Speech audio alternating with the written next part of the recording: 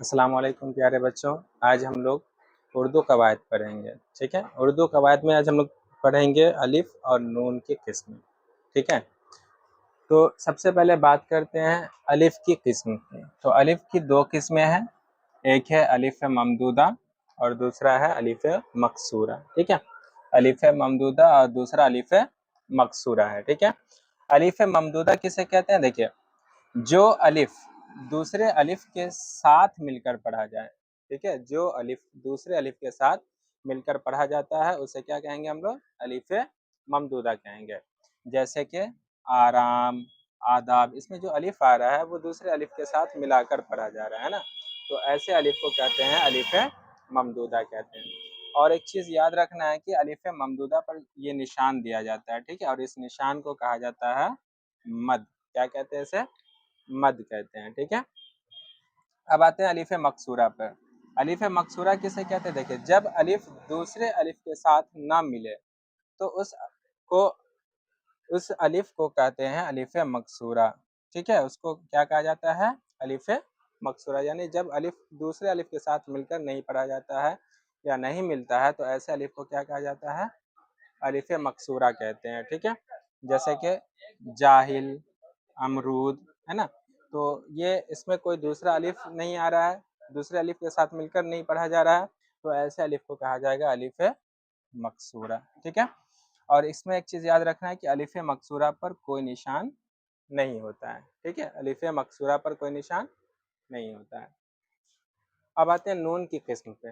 تو نون کی جو ہے دو قسمیں ہیں، ایک ہے نون ظاہر اور ایک ہے نون گنہ۔ ٹھیک ہے، نون ظاہر کسے کہتے ہیں؟ دیکھیے، جب نون صاف پڑھا جائے، بالکل صاف پڑھا جائے، ہے نا، نون کی جو آواز ہے وہ بالکل صاف طریقے سے آئے، تو ایسے نون کو کہیں گے ہم لوگ نون ظاہر۔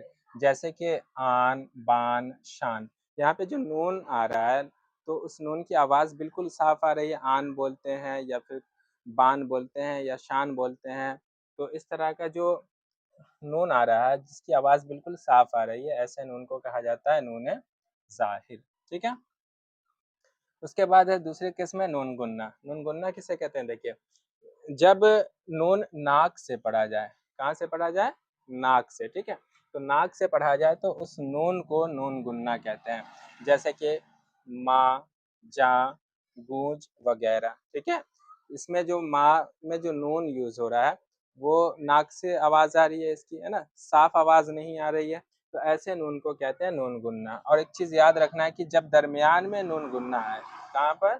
درمیان میں، یعنی بیچ میں، ہے نا، جب بیچ میں نون گنہ آتا ہے تو اس پہ نقطہ دیتے ہیں۔ کیا دیتے ہیں؟ نقطہ دیا جاتا ہے۔